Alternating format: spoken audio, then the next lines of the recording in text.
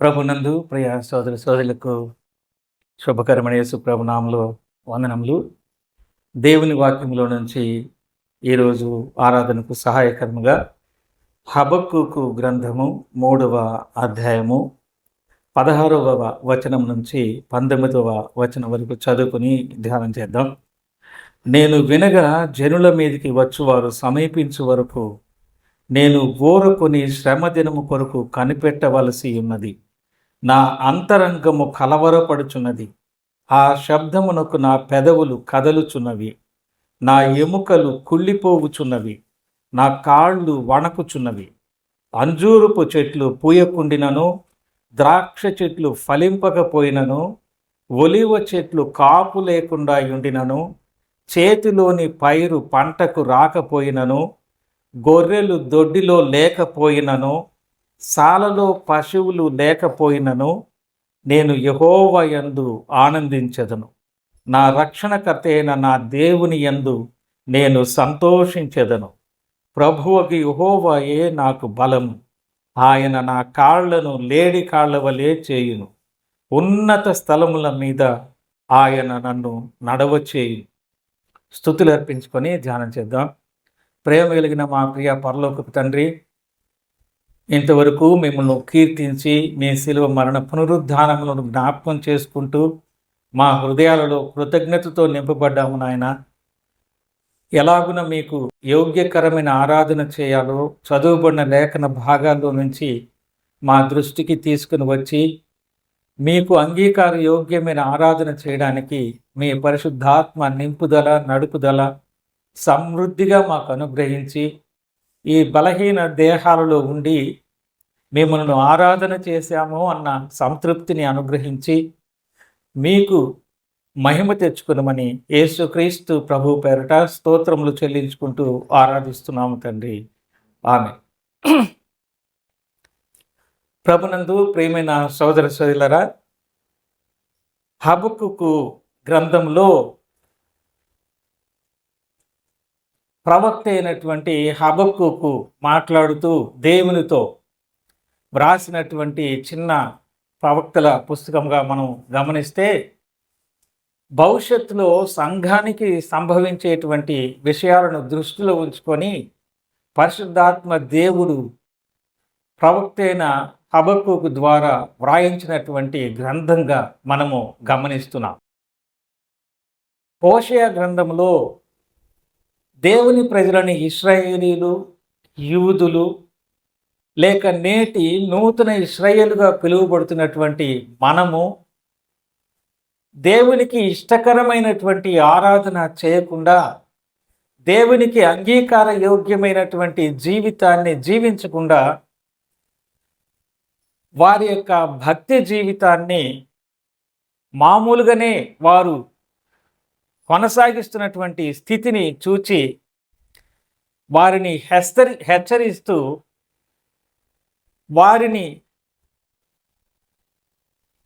గద్దింపుతోటి భౌతికంగా వారి మీదకి శ్రమలను పంపించి వారి యొక్క హృదయ ప్రక్షాళన చేసి ఎలాగున దేవుని ఆరాధిస్తే దేవునికి ఇష్టమైనటువంటిదిగా ఉంటుందో అలాగున వారి యొక్క మనసులను హృదయములను సిద్ధపరుస్తున్నటువంటి వాక్య భాగాలుగా మనము గమనిస్తూ ఉంటున్నాం. కొరింథీ పత్రికలో 7వ అధ్యాయం 29వ అధ్యాయము 30వ వచనంలో భార్య కలిగినటువంటి వాడు లేనట్టుగా, భర్త కలిగినటువంటి భార్య భర్త లేనట్టుగా, భార్యను సంతోషపెట్టడానికే అన్నట్టుగా ఉండొద్దు, లేక భర్తను మాత్రమే సంతోషపెట్టడానికే నేను ఉన్నాను అన్నట్లు మీరు ఉండవద్దు అని చెప్తూ కొరింథీ పత్రికలో ఆయనకు యోగ్యమైనటువంటి రీతిలో ఆయన శరీరమని ఆయన రక్తమని వివేచించి మీరు ఆయనను జ్ఞాపకం చేసుకోండి, అలాగా కాకపోతే మీరు బలహీనులు అవుతారు, రోగులు అవుతారు అని తెలియచేసినటువంటి మాటల్ని మనం చూస్తున్నాం. యేసు ప్రభు ఈ లోకంలో జీవించినటువంటి దినాలలో మనుష్యుడు కేవలము రొట్టె వలన మాత్రమే కాదు, కానీ దేవుని నోట నుంచి వచ్చే మాట వలన బ్రతుకుతారు అని తెలియచేసినటువంటి ఈ మాటలు మనం చూస్తూ ఉంటున్నాం.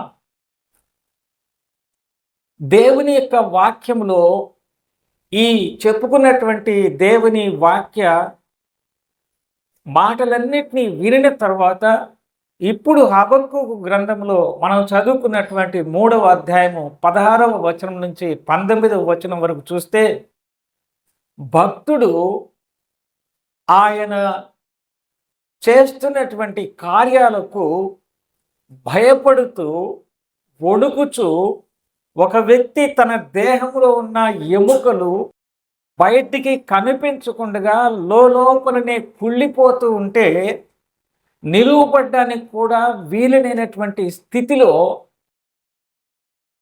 ఆ వ్యక్తి ఎలాగైతే ఉంటాడో అలాగున నేను వణకుచున్నాను అని తెలియచేస్తూ ఉన్నాడు. దేవుని యొక్క సన్నిధి, దేవుని ఆరాధన అంటే ఒక విశ్వాసికి ఉండవలసినటువంటి, దేవునికి అంగీకార యోగ్యమైనటువంటి ఆరాధనలో ప్రథమ మెట్టు దేవునికి భయపడడము. 119వ కీర్తనలో 120వ వచనంలో, నీ వాక్యం అంటే నాకు వణుకు పుడుతుంది, నీ యొక్క కట్టడలంటే నాకు వణుకు పుడుతుంది, భయము పుడుతుందని భక్తుడు వ్రాస్తాడు. దేవుని మాటలు అన్న, దేవుడు అన్న, యేసు ప్రభు రక్తములో విమోచించబడి రక్షించబడినటువంటి దేవుని పిల్లలకు దేవుని ఆరాధన చేసే ఆ యోగ్యతలలో ప్రథమమైనటువంటిది దేవుని సన్నిధి అంటే భయపడడము, వణకడము. దాని పర్యాయ పదం ఏమిటంటే వినయ విధేయతలు కలిగినటువంటి హృదయాన్ని మనం సిద్ధపరచుకోవాలి. వినయ విధేయతలు కలిగినటువంటి మనస్సును సిద్ధపరచుకోవాలి. అలాంటి స్థితిని కలిగి ఉంటూ పై వచనాల్లో మనం చదివినటువంటి 17వ వచనం నుంచి 19వ వచనం వరకు మనం చూస్తే, అంజూరపు చెట్లు పూయకుండినను అంటున్నాడు. పాత నిబంధనలో అంజూరపు చెట్టు రోగాన్ని బాగు చేయడానికి ఉపయోగించారు. అంటే నా దేహంలో భౌతికంగా దేవుని సన్నిధికి వెళ్ళడానికి, ఆయనను ఆరాధన చేయడానికి ఆరోగ్యము లేకపోయినను, దేవుడు నాకు ఈ సమయంలో ఈ స్థితిలో నా దేహంలో ఆరోగ్యాన్ని అనుమతించకపోయినను, ద్రాక్ష చెట్లు ఫలింపకపోయినను అంటే యేసు ప్రభు ఆ పెండి కనాను విందులో ద్రాక్షరసాన్ని, నీళ్లను ద్రాక్షరసాన్ని చేసినప్పుడు సంతోషించారు. నా యొక్క మనస్సులో, నా యొక్క తలంపులలో, ఈ శరీరములో నేను కోరుకున్నటువంటి సంతృప్తికరమైనటువంటి సంతోషము నాకు లేకపోయినను, I want to go to the sanctuary to worship God అనే మనస్సు మనలో ఉండాలి. ఒలీవ చెట్లు కాపు లేకయుండినను, మనకు వెన్న ఎంత ప్రాధాన్యంగా ఉంటుందో ఆ దేశంలో దేవుని ప్రజలైన ఇశ్రాయేలీయులకు, యూదులకు ఒలీవ చెట్ల యొక్క నూనె వారి కష్టానికి ఫలితాన్ని సూచిస్తూ ఉంది. నా ఉద్యోగంలో, ఈ నేటి ఆరాధన సమయంలో, నా వృత్తి వ్యాపారంలో నా యొక్క కష్టానికి ఫలితకి ఆర్థికంగా నేను నష్టపోయినా కానీ I want to worship my God. సంపదను బట్టి బయట నాకు హోదా తగ్గిపోయినా కానీ నాకు ఆయన ఆరాధన అంటే అంత ఇష్టం. చేనులోని పైరు పంటకు రాకపోయినను, చేనిలోని పంట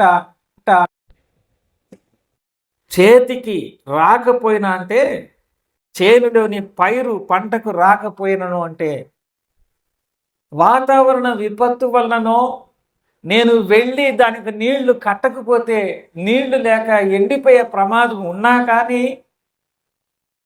రైతు దగ్గర నేను పని చేస్తున్నప్పుడు ఆ రైతు చెప్పిన పని ఈ రోజున నాకు ప్రాముఖ్యం కాదు. దేవుని యొక్క ఆరాధనే నాకు ప్రాముఖ్యం. చేనులోని పంట అంటే ఆహారము నా నోటికి రాకపోయినా కానీ, నేను ఈ రోజున దేవుని సన్నిధికి వెళ్ళే సమయానికి నా నోటికి అవసరమైన బలమైన బ్రేక్ఫాస్టో ఇంకేదైనా కానీ ఆహారము అందకపోయినా కానీ, నా కడుపులో ఆకలి ఉన్నా కానీ, నేను దేవుని ఆరాధన చేయాలి.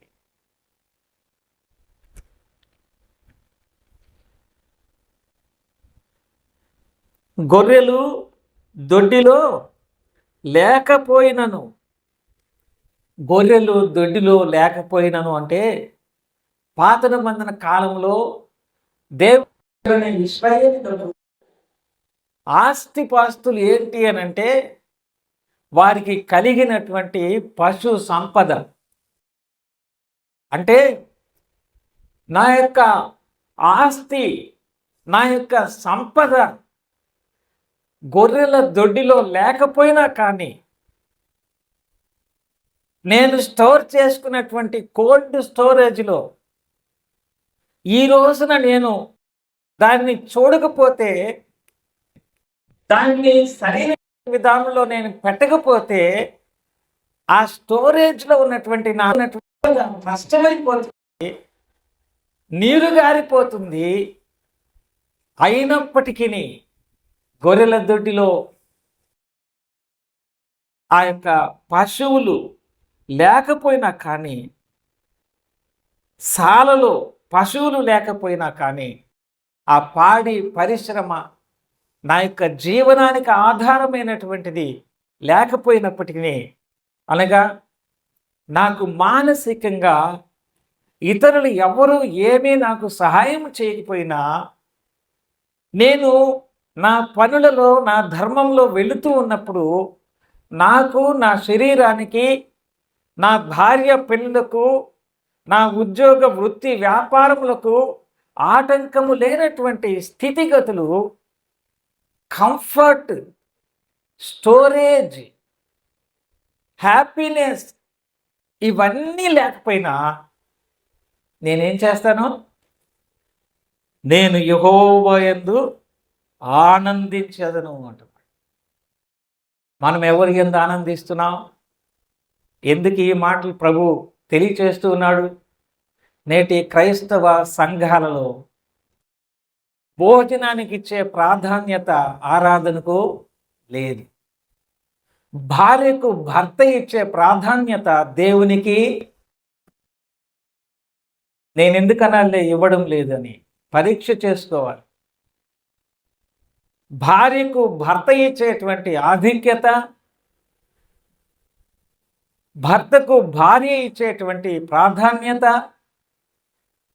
పిల్లలకు తల్లిదండ్రులు ఇచ్చేటువంటి ప్రాధాన్యత, బ్యాంకులో బ్యాలెన్స్లు భద్రపరచుకోవడానికి భద్రత, ప్రాధాన్యత, ఇంట్లో ఉన్నటువంటి పరిస్థితులను దేవుని సన్నిధికి వేస్తే ఈ రోజున ఏర్పాటు చేయబడినటువంటి ఎంటర్టైన్మెంట్ ఏమైపోతుందో అనేటువంటి ప్రాధాన్యత నేటి క్రైస్తవ లోకంలో.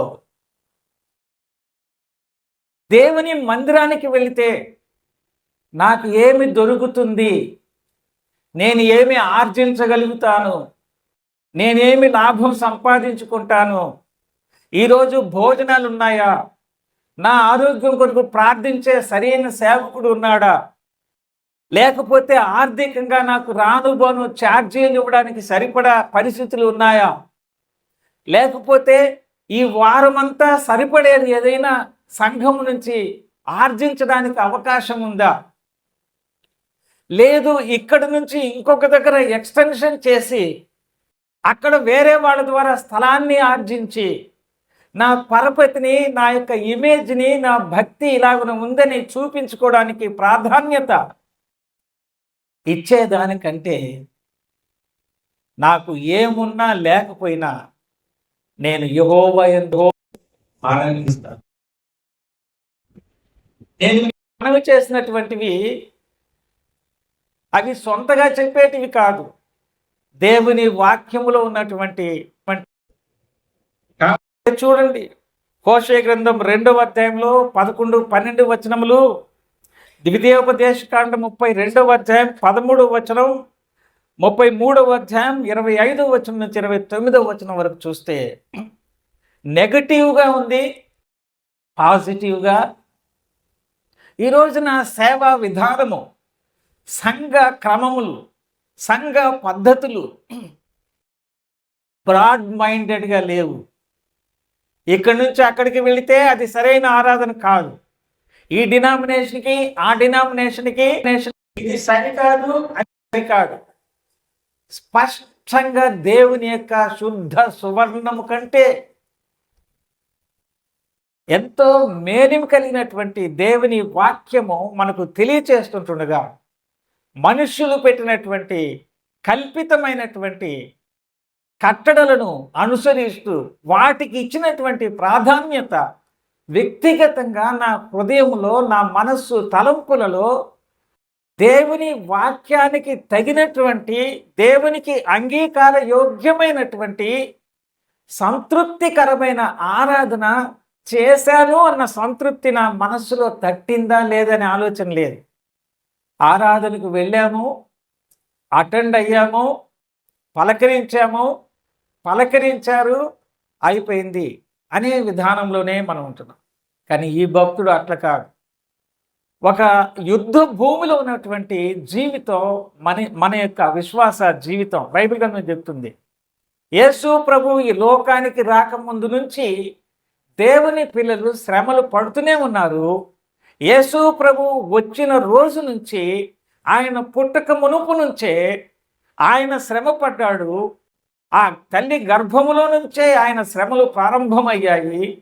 ప్రభు పునరుద్ధరణై మరణించి పునరుద్ధరణై రక్షించినటువంటి, ఆయన రక్తము పెట్టి కొనుక్కున్నటువంటి సంఘము ఈ నేటికి కూడా అదే హింస శ్రమలోనే ముందుకు వెళుతూనే ఉంది.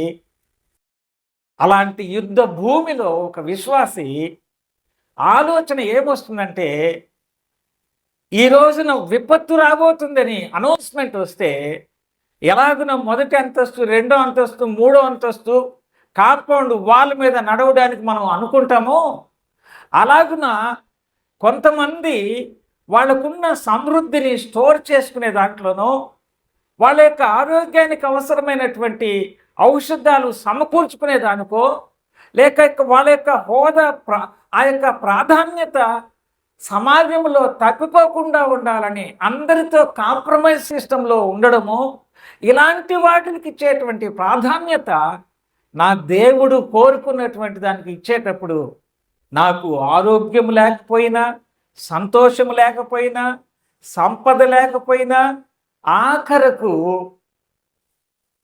నాకు ఏది లేకుండా పోయినా కూడా నేను యెహోవా యందు ఆనందిస్తాను. దేవుని యొక్క సన్నిధికి వెళదామని జనులు నాతో అనినప్పుడు నేను మిక్కిలి సంతోషించి తిని అని అంటాడు భక్తుడు. కాబట్టి ప్రభునందు ప్రియ సోదరి సోదరులారా, మనము ఎలాగునా ఆరాధన చేస్తున్నాం.